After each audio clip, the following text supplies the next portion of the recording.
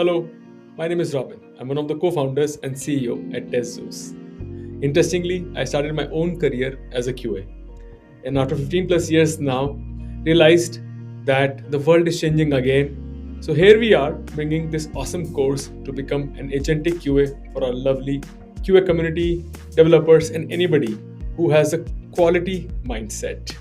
You got great sunlight outside, blackboard in the back, chairs for you to sit down. Grab your pens and notebooks and let's get to it. Let's help you become an agentic QA right away. See you in the lessons. All the best. Hello, welcome to lesson 1. So in this lesson, we'll understand the core architecture of intelligence.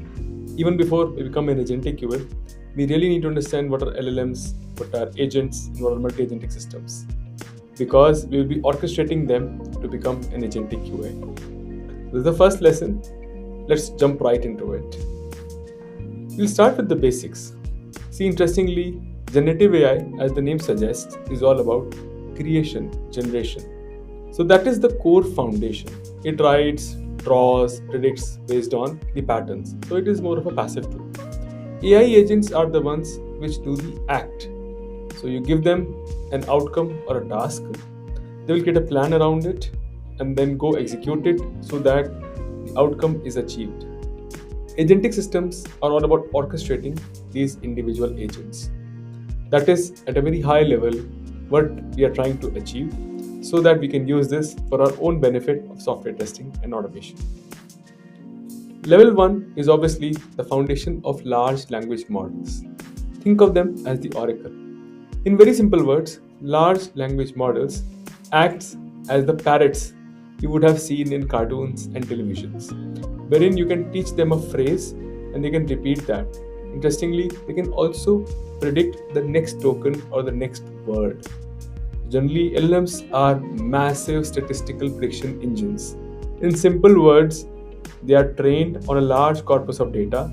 For example, OpenAI's models are trained on the internet, and therefore they can predict the right word after a sequence of words. When you say, "Hi, my name is," they can actually put up the name like a Robin or something else, and with some probability give you the whole line.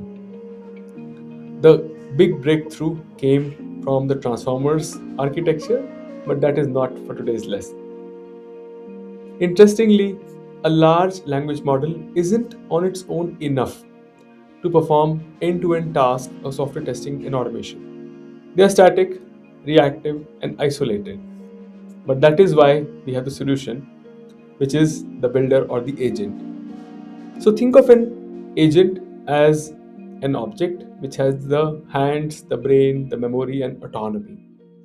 In simple words, let's say if your parents were to give you a task of going and buying milk or grocery, you would make a plan that to buy this grocery I need money, and I will go out of my house to the shop, give the money, get the object, come back home, and then you will go about executing this step by step.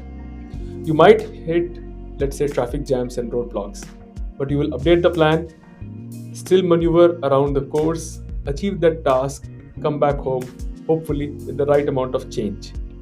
Similarly, you can give an agent an objective, and using its tools, memory, goals, and running this in a small loop, the agent can try to achieve that task.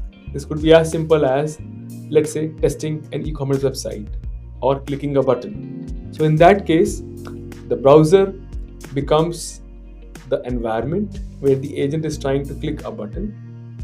Clicking a button becomes the outcome.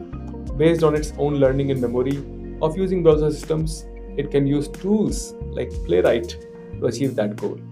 So that is how AI agents can help you achieve tasks. Interestingly, a lot of times people say chatbots versus agents. Let's clear it once and for all. AI chatbots are more conversational simulators. They can answer questions. The AI agents like AutoGPT, Devin, Perplexity also are more outcome oriented. So they will execute the task and give you the outcome or the result out of it. With chatbots, it's more single turn and reactive to questions and user input, but agents are self-directed. So you can single shot them to an outcome. Obviously, chatbots have limitations. AI agents have some limitations but more capabilities. They can navigate around environment to achieve an outcome. So, if we had to summarize the working of an agent, it actually works in a loop. So, step one, they'll go and sense the environment. Then they will make a plan of action, act on it, learn, see if they are aligned to the plan and did the step produce the right results or not, go back in sensing the environment. So it's a very simple agent loop. In my previous example, when you were out to buy grocery, you would step out of your house, look at the environment, the road, the weather, and something. You'll map in your head if you are going as per the plan or not. Act, which is, let's say, driving your scooter, your bicycle, or your car to the shop. Learn or reflect on it, that are you still executing as per the plan and have you reached the shop or not for buying the grocery. And then sense the environment again. That okay, if you're at the shop, that one small loop got completed. So that is how all agents work. They work in a small reflection loop. Just imagine, instead of that one agent, if we had multiple of these, can we overcome any complex task? You can have a small army of agents, and then even if one agent tries to do much, you can interestingly use multiple agents and their own loops to complete that task end to end. That is why single agent systems are good for simple, small enough tasks, but for more complicated and nuanced tasks such as web testing and automation, you definitely need multi agentic systems. Somebody might ask, oh, why can't we have just like a large God model or a very large LLM complete the task? Interestingly, based on the good design practices, the whole idea is to break the larger system into smaller chunks with their own responsibility. And that is how multi agentic systems will have multiple agents. Each agent will have its own role. And that is how they overcome the limitations of single agent systems or the God models of LLMs. There are various design patterns in which agents collaborate. Let's say the orchestrator, the blackboard, the swarm, or the supervisor pattern, wherein there is a planner agent which gets the task, breaks it into smaller pieces, gives it to other agents who will complete the task one by one. If we have to imagine this, we can also draw out on a board the agentic workforce, wherein you have the intelligent automated QA as one system, there is autonomous DevOps and SRE, and then there are dynamic data pipelines.